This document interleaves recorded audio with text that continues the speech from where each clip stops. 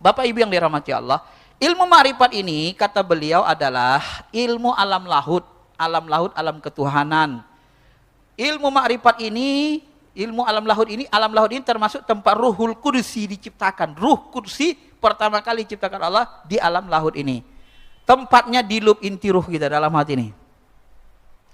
Bagaimana cara untuk sampai ke sana? Taubat. Astaghfirullahaladzim.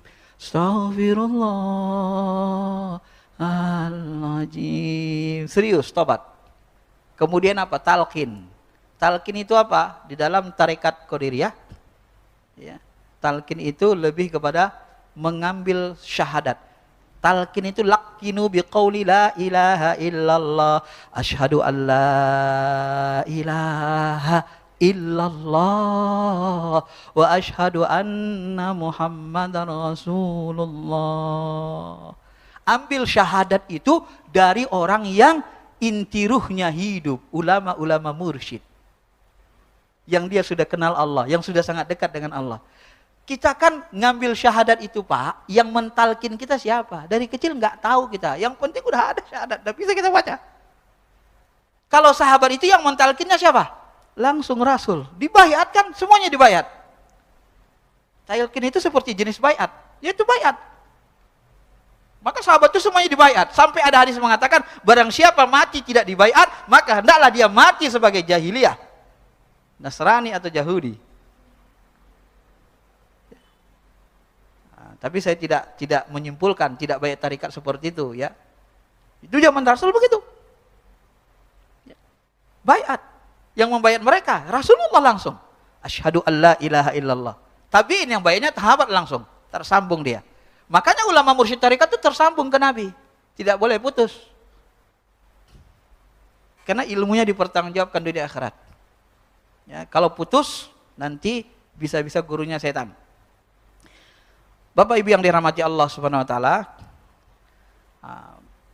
Kemudian nanti melajimkan zikir la ilaha illallah. Zikir la ilaha illallah itu dilajimkan lisan jasmani. La ilaha illallah, la ilaha illallah, lisan jasmani.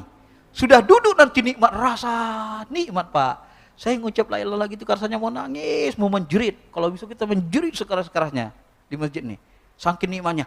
La ilaha illallah, la ilaha illallah, la ilaha illallah. Menghubungkan ruh itu dengan Allah itu, ya Allah. Gimana nikmatnya? Tak bisa dijelaskan. Harus dirasakan.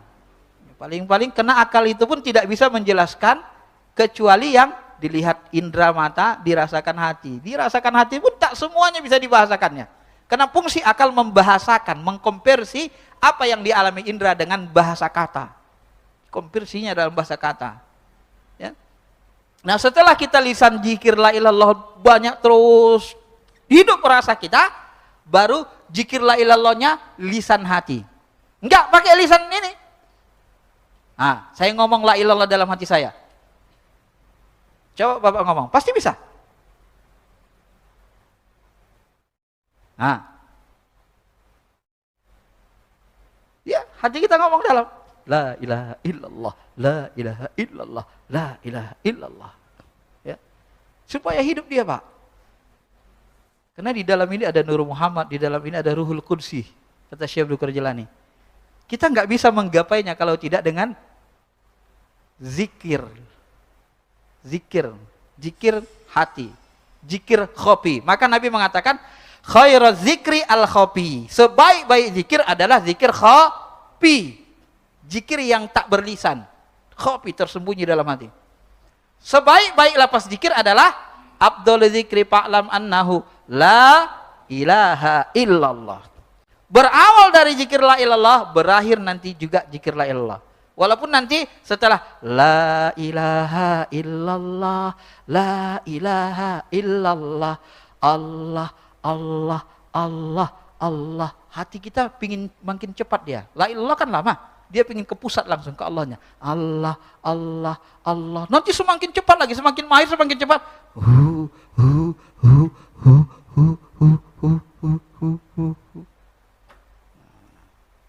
Itu otomatis. Hati kalau kita tarikat itu otomatis. Ya. Dia seperti metik. Dia nanti berubah sendiri itu. Ya. Makanya dituntun ulama mursyid kita begitu. Syekh Abdul Qadir Jailani mengatakan begitu. La ilallah dulu, lisan. Kemudian zikir nanti zikir Allah, kemudian nanti zikirhu. Ya, baru nanti ada zikir hai, zikir hak, hak, hak, hak. Engkau lah yang maha nyata-nyata ya Allah. Hai, hai, hai. Engkau lah yang menghidupkan ya Allah. Hai, hai, hai, hai. Nah, itu untuk ada khususnya, ada untuk zikir jiwa, ada untuk zikir ruh, ada untuk zikir sir dan seterusnya sampai ke kedalaman kita betul-betul memandang Allah itu dengan mata hati sehingga kita mengenali zatnya. Ya. Yang ingin digapai dari zikir itu adalah inti ruh. Kita sampai berzikir kepada inti ruh yang paling dalam. Kalau bahasa Al-Quran inti ruh itu dibahasakan dengan ulul albab. Apa ciri-ciri albab itu? Alladzina yadhkuruna Allah qiyaman wa qu'udan wa 'ala junubihim wa yatafakkaruna fi khalqis samawati wal ardh. Orang yang beringat Allah, berzikir waktu berdiri, waktu duduk, waktu berbaring. Coba tanya orang yang hafal hadis asal Quran. Zikirnya satu hari berapa lama? Tahan gak dia berzikir ingat Allah 8 jam sehari? Kalau kuat dia, berarti dia orang sudah masuk ke lewat apa? Sudah hidup inti ruhnya. Tapi rata-rata, apalagi orang sekarang. Coba ingat Allah berdiri. Waktu berdiri, waktu duduk, berbaring, waktu naik mobil, waktu ingat Allah saja. Kalau pakai akal ngingatnya, hanya sering gunakan akal, nggak sanggup. Yang bisa mengingatnya adalah ruh, zikir musyahadah, menyaksikan dia. La ilaha illallah. Musyahadah. Mukasyafah. Baru bisa hidup dia. Maka inti ruh, ciri orang-orang yang sampai kepada inti ruh, ulul albab itu, mereka ingat Allah waktu berdiri, waktu duduk, waktu berbaring. Itu hanya bisa dialami orang-orang yang belajar tasawuf, tarekat, ilmu hati, ilmu ruh. Itu hanya bisa didapatkan orang yang sudah mencapai tingkat wali, minimal wali abdol. Maka ciri wali di dalam Al-Hikam disebut adalah salah satu ciri wali, mereka tidak pernah putus dari zikrullah. Maka tobat wali adalah saatan, sesaat, 1 detik mereka lupa kepada Allah, langsung tobat istighfar. Tobat wali itu. Kalau tobat kita dari maksiat, kalau tobat mereka sesaat saja lupa sama Allah. Istighfar. Bapak Ibu yang dirahmati Allah. Nah, inti ruh inilah nanti yang disebut dengan Ruhul Qudusi. Inilah yang disebut dengan insan hakiki. Kalau bahasa Indonesianya, diri sebenar diri, hakikat diri. Itulah dia. Yang Allah tiupkan langsung tuh. Ruh Rabbani itu. Tiplul ma'ani. Bentuknya seperti bayi maknawi. Kenapa disebut tiplul ma'ani? Karena dia sesungguhnya diungkapkan bayi maknawi itu melambangkan bersih dari dosa, selalu ingat Allah, bebas dari lupa, sifatnya halus, suci seperti anak-anak kecil. Gitu. Nah, beliau membuat istilah sendiri, disebutnya dengan, biasanya ulama menyebut, kata beliau adalah dengan tiplul ma'ani. Tiplul ma'ani itu nanti kalau Allah bukakan pintu mata hati kita, menurut saya ya, pengalaman-pengalaman, itu dia kelihatan kita, diri kita di dalam hati kita, bayi kecil sekali mungil, cantik bersih, bentuk cahaya. Mudah-mudahan itu tidak salah. Karena beberapa teman saya yang sudah sampai ke sana mengalami hal yang sama seperti itu. Ya, bisa memandang itu. Tiplul ma'ani. Itu yang menurut saya mungkin tiplul ma'ani itu. Bayi maknawi, dia bersih. Maka yang bisa melahirkan tiplul ma'ani itu adalah, itulah zikir batin tadi, kata Syekh Abdul Qadir Jailani. Kita seperti terlahir kembali ruhani kita. Bersih. Ya, bersih. Dan dia tidak mau lagi lupa kepada Allah Subhanahu Wa Taala. Karena memang di dalam gak mau lupa. Yang buat kita lupa apa coba? Akal narik hati ke dunia. Akal ditariknya hati kita untuk ngingat dunia. Ya, baru kita lupa. Maka kalau sholat jangan main akal, main hati. Subhanallah. Alhamdulillah, la ilaha illallah, wallahu akbar. Kan gemetar di dalam, gemetar merinding. Ya. La ilaha illallah, la ilaha illallah, la ilaha illallah, la ilaha illallah. Lembut, lembut-lembutnya nyebut Allah tuh. Ya, jangan keras-keras sekali. Ini ngadap pacarnya, ngadap istrinya, calon istrinya, lembutnya, Dek. Karena kita, Dek. Gitu kan? Giliran ngadap Allah. Loh, Allah. Bukan begitu. Ya masing-masing ada makamnya. Yang paling bagus itu adalah ketika kita selembut-lembut selemah-lemahnya menyuruh Allah. Khaufa wa tama'ah. Ada rasa takut, ada rasa harap. Ya, tadarru, rasa rendah, merasa enggak ada apa-apanya. Maka orang tasawuf itu, ulama-ulama besar tasawuf seperti Habib Umar, coba lihat gayanya. Enggak suka mencela ulama-ulama lain, akhlaknya bagus. Ketika dipimpinnya zikir rame gitu, gemetaran kita, Pak. Kalau Bapak kontak gitu, kalau enggak rasakan, gemetar kita tuh. Dia zikir, dipimpin zikir rame. Merinding kita. Tapi kalau ulama-ulama yang hafalannya kuat, banyak, tapi main ini saja enggak sampai ke hati, mohon maaf, tak bergetar kita. Kita satukan rasa kita enggak getar. Karena memang di dalamnya belum hidup. Ya. Nah, itu yang tidak bisa dipahami orang-orang yang tidak belajar ilmu tasawuf. Saya belajar ini lama, Pak.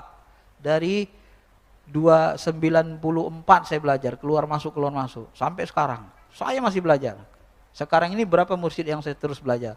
1, 2, 3, 4, 5. Nah, ini sering saya datang yang 5 ini.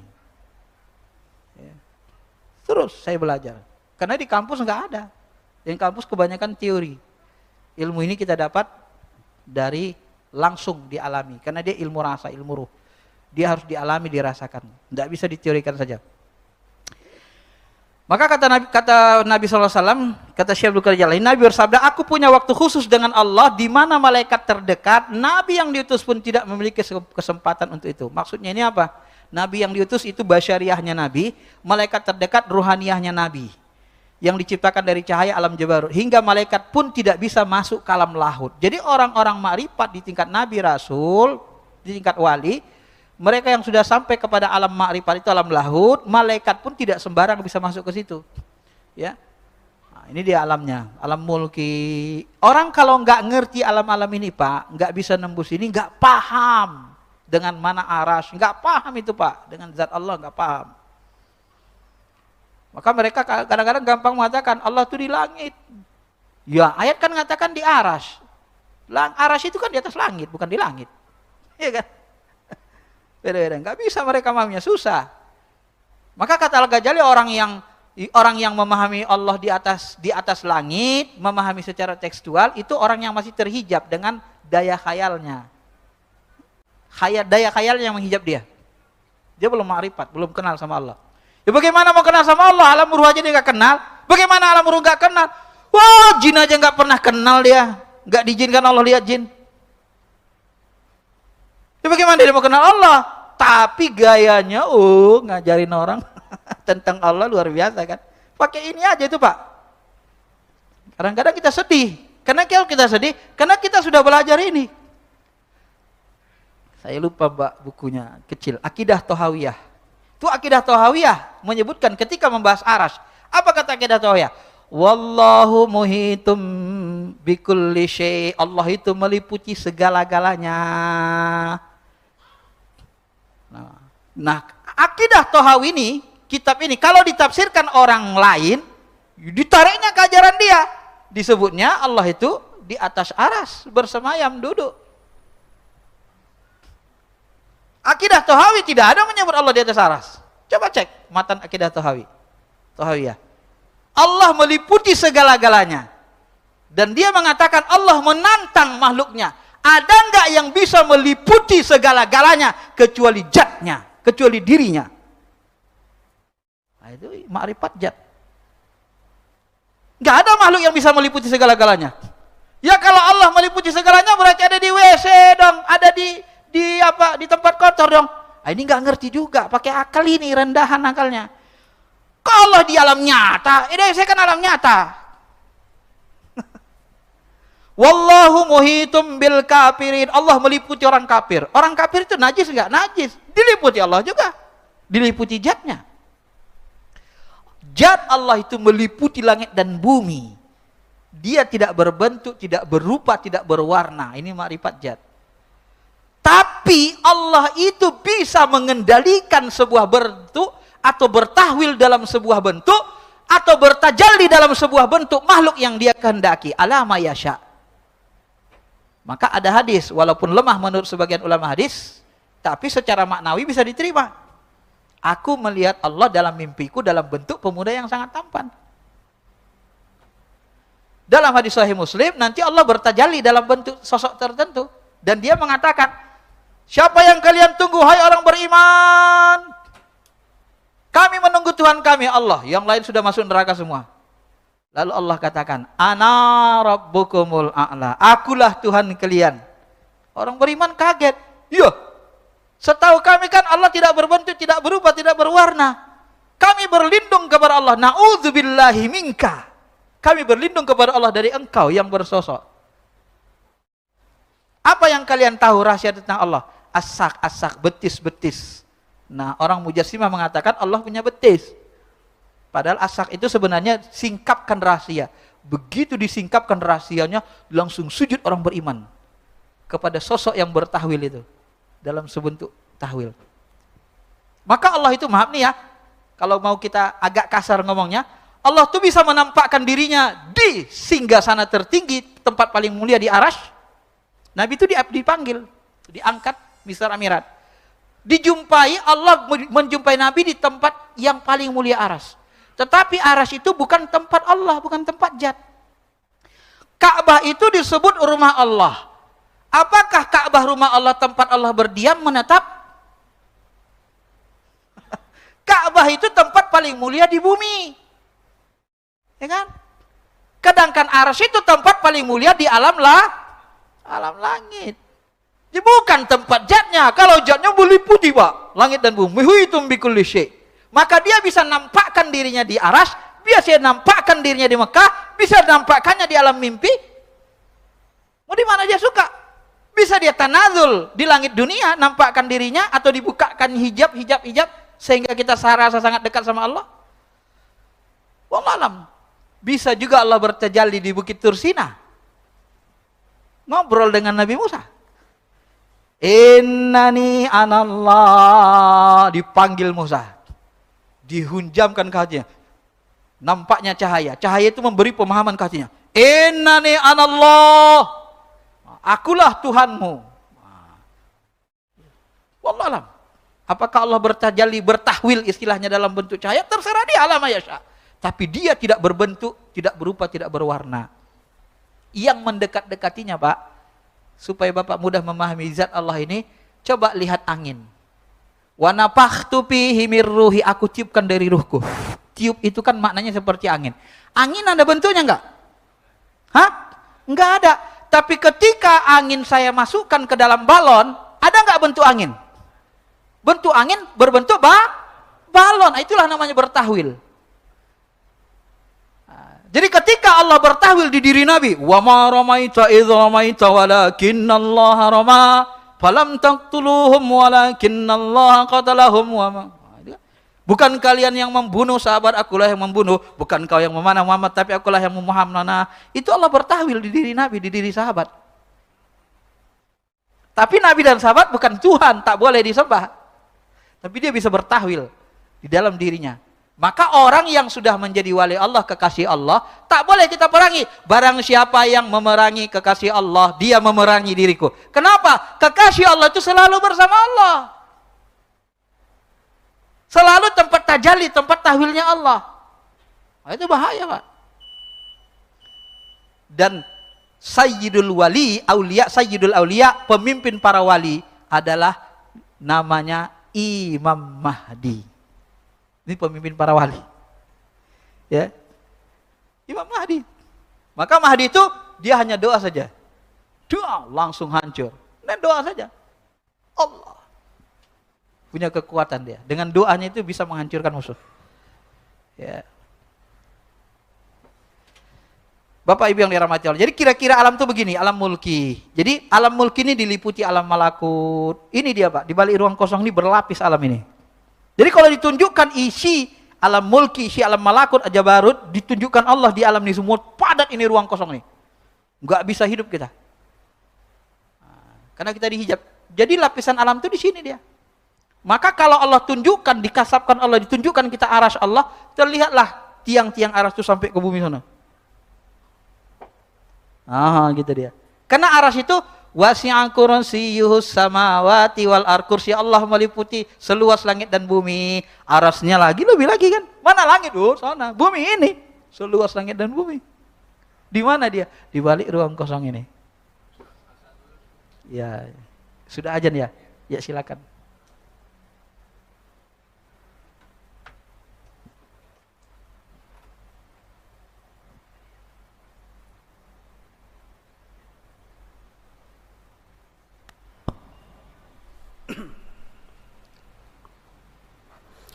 Allahu Akbar, Allahu Akbar.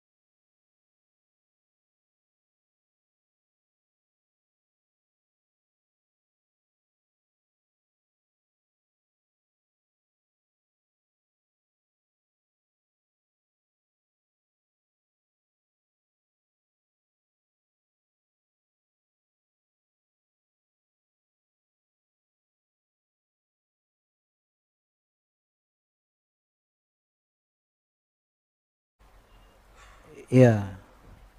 Jadi lahut itu alam ketuhanan, termasuk tempat ruh kursi diciptakan. Maka kita mengenal Allah harus lewat mengenal diri ruh kursi itu. Karena yang paling kenal dengan Allah memang ruh kursi. Karena ruh kursi itu bahagian dari sifatnya, nurnya yang ada dalam hati kita. Lewat nurnya itulah kita mengenali dirinya, zatnya. Ya, begitu bahasanya. Dan itu meliputi segala-galanya, meliputi alam mulki, alam malakut, alam jabarut. Alam jabarut ini tempat surga Firdaus, kata Syekh Abdul Qadir. Ya. Di Jabarut letaknya. Jadi orang-orang yang bisa khusyuk sholatnya minimal dia tingkatnya di hakikat. Kalau alam laut sudah ma'rifat. Ya.